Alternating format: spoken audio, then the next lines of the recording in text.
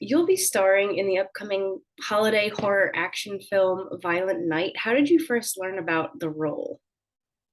Guy Danella, one of our producers, he reached out to me.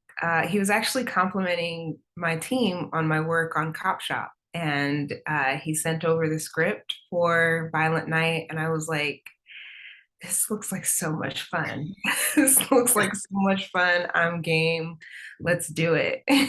Yes, it looks like a blast. Mhm. How was your Violent Night character Linda initially described to you? Um, One of the cool things about the script is that they didn't go into too much detail about the characters. They let them speak for themselves. Like usually you have like a blurb when a character is introduced, like, tall or um anxious and things like that. But I was really able to mold her into the woman that she is. And I hope you guys like her. I'm sure we will. What did you find particularly challenging about portraying Linda, if anything, especially because it doesn't sound like you had a lot of context to go off of? Well, that was the difficult part because I've never been in a position where I could um kind of curate a character for like who she is innately. Like usually there's something given to me, and so at first kind of uh I was kind of just figuring, like, pulling at straws. But once we actually got into the space with the family, with the Lightstone family, I could figure out the dynamic. Like, oh, Linda is very different from this family. She's very grounded. She is, she's very heartwarming in the way that she carries herself. Mhm. And so I think that once I was able to get Linda around the rest of the family, I had a pretty good idea of who she was and why she married into this family. Very interesting. I'm excited to get to see more of Linda for sure. The trailer gave us a peek, but I am excited. Your filmography, including Violent Night, and you mentioned Cop Shop, is full of films that require a ton of physicality. Have you always been drawn to roles that require you to perform a lot of action and stunt work? Um, I guess so. Even in the dramas that I've done, like Watchmen, I'm like running through the streets with a gun in my hand. Um, but I love that even in those characters where I am more active than most, the the nuance is always different. Like the person that they are. Like sometimes they're reluctant to the action they have to take, and sometimes they're totally game. And I love being able to play those different aspects of a person.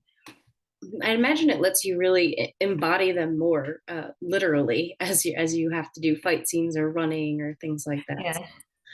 Yeah, and it's a lot of fun too. I mean, you're getting in a good workout and you're working with people, like it's almost like going to the gym with friends, but you're paid to do it. Sounds like a good deal to me. Yeah. In the film, you get to work with some incredible talents. You know, David Harbour, Beverly D'Angelo. What did it mean to you to get to star along such talents? And I know even in your past roles, you've had the opportunity to do so as well. It just makes me feel like I'm doing something right to be placed alongside these people that have been doing this for such a long time, or even if they're actors that are about as new as I am, but doing really great work. It means a lot that you're being paired with greatness. It seems like, yeah. Awesome. A good collaborative environment for people who have, I guess, all sorts of experience in the industry. Exactly. And you can learn from each person that you work with for sure. Definitely. So it looks like there's going to be a lot of comedy thrown into Violent Night, despite the violence. It looks like there will also be some heart. But what were some of your favorite scenes to film, if you can talk about them? Very nice. Okay, so I can't talk about them in detail, but I can the scenes between the Lightstones in the Great Room. I loved having all the ensemble together. Mhm. It was almost like camp because it's freezing cold outside. We're in Winnipeg, and so we're all huddled together by this ginormous fireplace, telling jokes, and any chance we get, just enjoying the time between takes and the time in takes, and those reactions are so real. Was there any opportunity to kind of ad lib it all, or was the script really, it takes a lot to orchestrate an ensemble to just come together in such a way?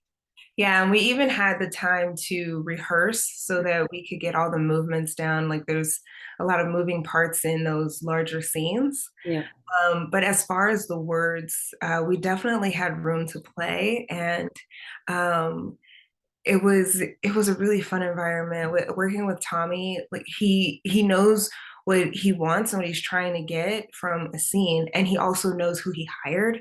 So Hmm. it's like um, it's not really a guessing game. It's just figuring out what, like, any decision that someone makes is a great choice. It's just figuring out which choice is going to be the best. Hmm. That's great when you get to work with a team that it knows its actors, it knows its performers, and can pull the best performance out of them. It's exciting. With such an adrenaline rush from filming these action scenes, what did you do to shake off a long day of filming? Well, as I said, we were in Winnipeg, and so it was a frozone. So first of all, I had to delayer. um, and I would probably like get a cup of hot cocoa in my the apartment I had there. I make homemade hot cocoa with Mhm. oat milk and dark chocolate and brown sugar, and I have a secret ingredient that will remain secret. I was just gonna ask. Don't ask, Maggie, because it's a secret. Ugh. Anyway. Ooh. We'll have to edit that out a little. Right.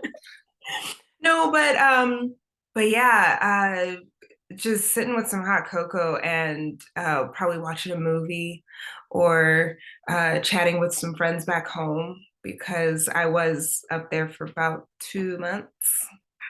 Yeah. In that weather, in that environment, you Yeah. need comfort like hot cocoa and secret ingredients. And I live in Atlanta. I need my heat. I Oh kid you, yeah, the apartment was on probably 80. oh man. But you also have to keep the humidifier going because the air is kind of dry and you want to make sure that you keep the moisture in the air. So your Mhm. temperature is cranked up to 80 and your humidifier is running like clockwork 24/7. Yeah, that's a lot of environmental factors to play with there. You gotta keep it careful. I think Violent Night has the trappings of a cult favorite. What do you think it is about the movie that will make it an instant hit? Well, you mentioned earlier how it's got the comedy and it's very heartwarming and it's action. So Mhm. to be able to blend all three of those things together seamlessly it's pretty difficult, but when you do, it's very magical. Mhm. Like the family, um, Santa's history, and where he goes from the beginning of the film to the end. It's really touching to watch, and then crazy because in between you have people like with stars in their eyes. Like it's like it's like whoa, there are definitely some jumpy moments, but it's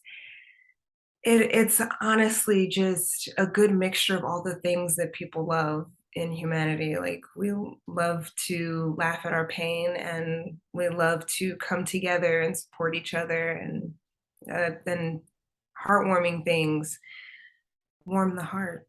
That's right. It's just a different way to get into the holiday spirit. Exactly. What are some other upcoming projects that you've got going on? So I just finished Changeling for Apple TV, and I'm really looking forward to that. I believe it will be releasing early 2023. Okay, coming up. So yeah, I'm really looking forward to that series. It's based on the book by Victor LaValle, and I think people are really going to gravitate towards the characters in that show for sure. Definitely. There's a lot of depth to explore there, so that'll be good to catch up on. Yeah, yeah. Um, what would you like to say to fans and followers of your work? Thank you. I really appreciate you following me along this journey that I don't really have any idea like how I do what I do or how I get to the next thing, but the fact that you're along for the ride is really touching and I appreciate all of you. Thank you.